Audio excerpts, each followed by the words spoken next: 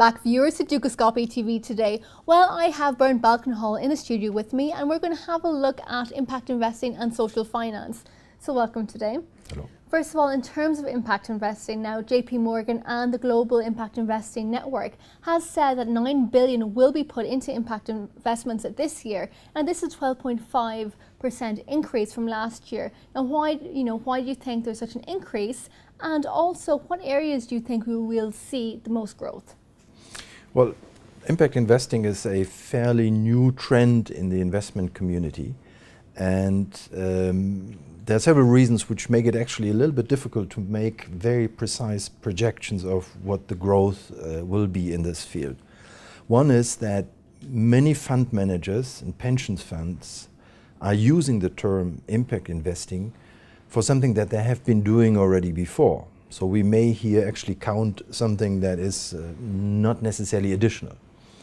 The second factor is that impact investment and investing is actually an approach that insists very much on seeing concrete evidence of benefits to clients. And you can imagine that whether it is job creation or improved environmental conditions, these are changes that take a long time to materialize. So in order to really be able to feedback the positive news about the good effects of impact investment, it takes a couple of cycles actually to feedback. So that may be coming forward now in the next couple of years, maybe not, maybe it takes even longer. And the third factor which makes the picture actually a little bit complicated is that you have a number of types of investors. As I mentioned already, there are some family offices, there are pension funds, there are fund managers, there are development finance institutions.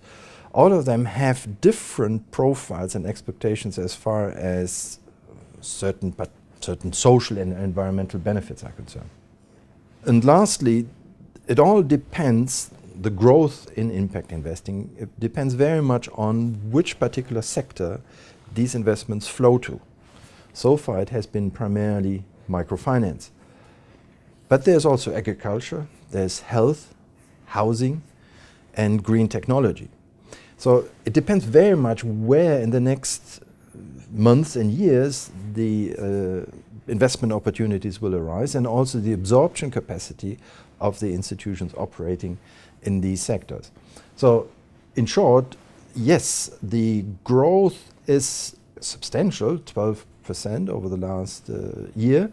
But it can continue because it is still a very new approach to investing and certainly promising. Now, Bernd, you do a lot of work in microfinance. Now, can you tell me more about microfinance institutions, how one measures them, and of course, what investors look for in microfinance?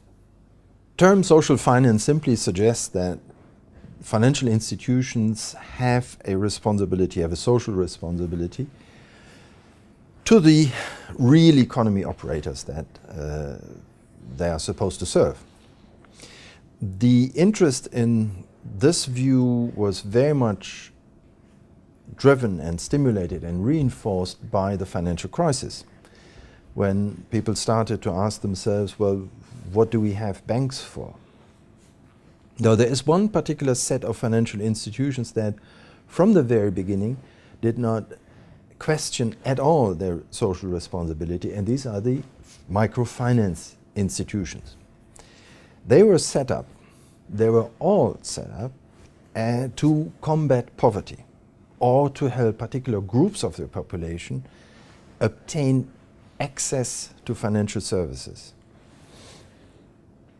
In the evaluation of the performance of these institutions, you can therefore not just look at the income statement, at the financial performance, at the profitability and aspects that really relate only to the intermediary, but you have to look also at any changes that have happened as a result of financial intermediation to the clients. So what is very characteristic in looking at the performance of microfinance institutions, it has always two sides. You look at the financial performance, like you would do at any normal bank, but you look very systematically also at social performance. And here you ask about what do different investors look for. There is a whole range of variables that different investors want to see materialized. Some emphasize very much job creation. They would like microfinance institutions really to look at clients who have the greatest potential to create jobs. There are others who would like to see child labor eliminated as quickly as possible, and often this is due to a lack of appropriate savings products or micro-insurance products. So different investors have different priorities as what they would like to see dealt with by microfinance institutions. Well, that's very interesting what you said about child labour. In terms of labour, the International Labour Organization, they want to achieve decent work for all. Now, can you tell me more about this? Well, for the ILO, this is a question of helping member states, and member states meaning always business organizations, worker organizations, and the government, to adopt policies that ensure employment, working conditions, social protection, and also give a space to employer and worker organizations to deal with each other. The idea of a social partnership, basically.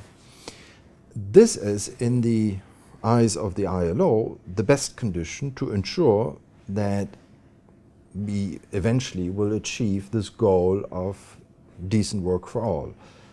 Obviously, it is something that will not happen overnight. It will take some time, but in all of these aspects, access to finance, more or less, is a vital condition for actually policies to work towards decent work. Thank you very much, Bernd. It was a pleasure. Well, viewers, as always, thanks very much for watching Dúchascopy TV today. Tomorrow I will have EFG in the studio, so do tune in then. But for now, have a nice evening.